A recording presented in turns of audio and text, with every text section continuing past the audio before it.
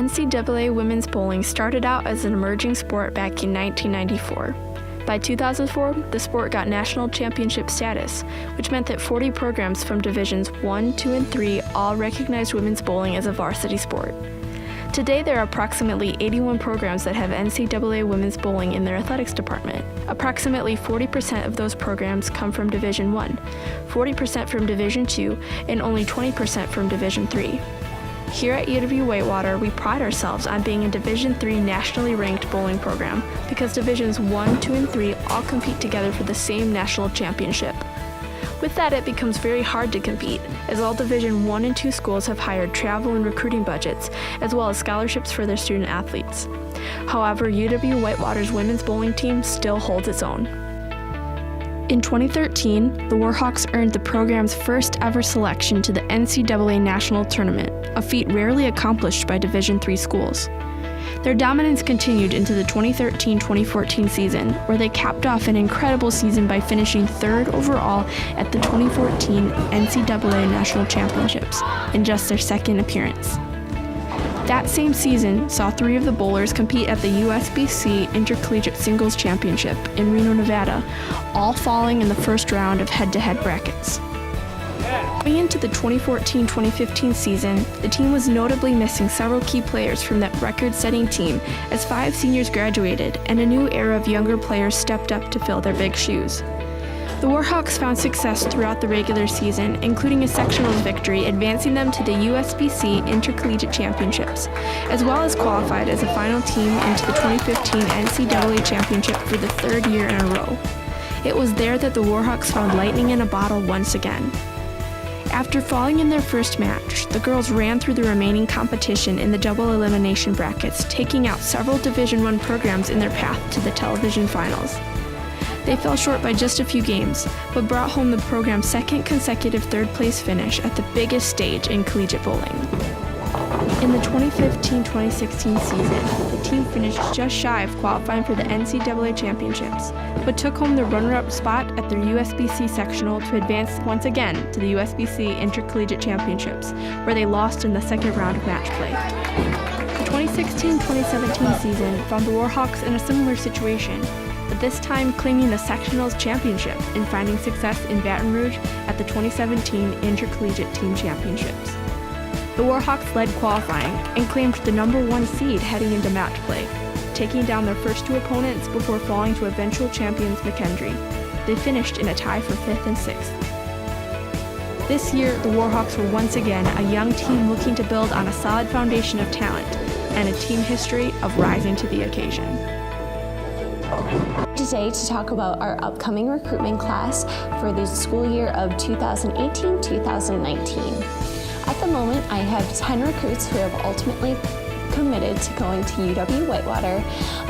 They were very impressed by the program as well as the athletics and academics here at UW-Whitewater. When I go recruiting, I try to sell the university. With us being Division III and not having any athletic scholarships, sometimes it makes it really hard when we're recruiting against Division I and Division II. However, since UW-Whitewater has so many good academic programs and it's very close to a lot of these recruits' homes, they feel like it's a perfect fit for them. During tryouts week, we bowl anywhere between 20 to 24 games, and stats are taken from each game.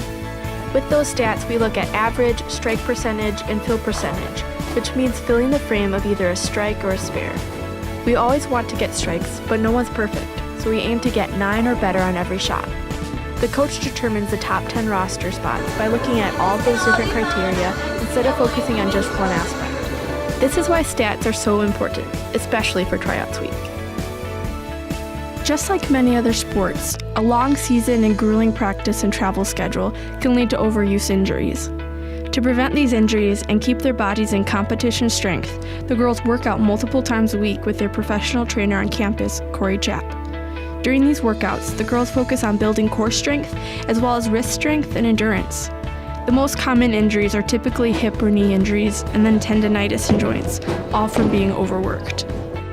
This is my 4th year being the assistant coach for the women's bowling team.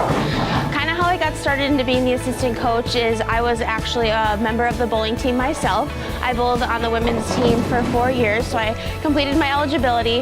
I had a lot of success being All-American and Player of the Year one year, my senior year, and that really translated into me just wanting to continue to give back to the girls coming through the program and continuing the future of the sport in any way that I can. So mainly my responsibilities on the team here are taking the JV girls to their tournaments and also helping out with the varsity girls as well, in addition to helping with practices, toning skills, and making them the best they can be on and off the lanes. Captain's practices start around the second week of school in September and last for about 5 weeks before tryouts. The competition season officially starts in October until the national championship in April.